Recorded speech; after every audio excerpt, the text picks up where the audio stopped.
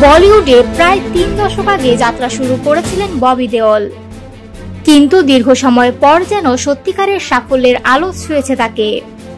Animal ছবির মাধ্যমে নতুন করে নিজের জায়গা ফিরে পেয়েছেন এই তারকা।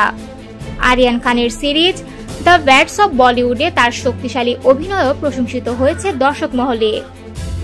অথচ একটা সময় ছিল যখন ববির জীবন একদম অন্যদিকে মোড় নিয়েছিল। নেশা, অবসাদ আর ব্যক্তিগত জীবনের টানাপোড়েনে প্রায় হারিয়ে যাচ্ছিলেন তিনি। 1995 সালে বারসাত ছবির মাধ্যমে বলিউডে আত্মপ্রকাশ করেন ববি। এরপর গুপ্ত, সোলজার, বিচ্ছু, আজনবীর মতো হিট ছবিতে দারুণ সাফল্য পান। তারকা সন্তান হিসেবে প্রত্যাশাও ছিল আকাশ ছোঁয়া, কিন্তু সময়ের সঙ্গে সঙ্গে কাজ কমতে শুরু করে। প্রযোজক, পরিচালকরা মুখ ফিরিয়ে নেন, হতাশা গ্রাস করে তাকে। ধীরে ধীরে মদের নেশায় ডুবে যান এই অভিনেতা। ববি এক সাক্ষাৎকারে বলেছিলেন, মদের নেশা ভয়ঙ্কর, এটা মাথার সঙ্গে খেলা করে। আমি প্রতিদিন মদ খেতাম না, কিন্তু খেলে মানুষটা যেন অন্য হয়ে যেতাম।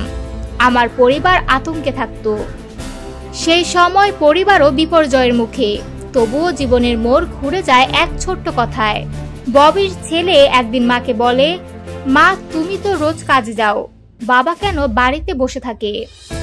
এই কথাটাই নেশায় ডুবে থাকা বাবাকে জাগিয়ে তোলে ভেতর থেকে। ববি সিদ্ধান্ত নেন সব বদলাবেন। তিনি মদ ছাড়েন, ফের কাজে মন দেন। ধীরে ধীরে ফিরে আসেন পর্দায়। দর্শকও আবার তাকে আপন করে নেয়।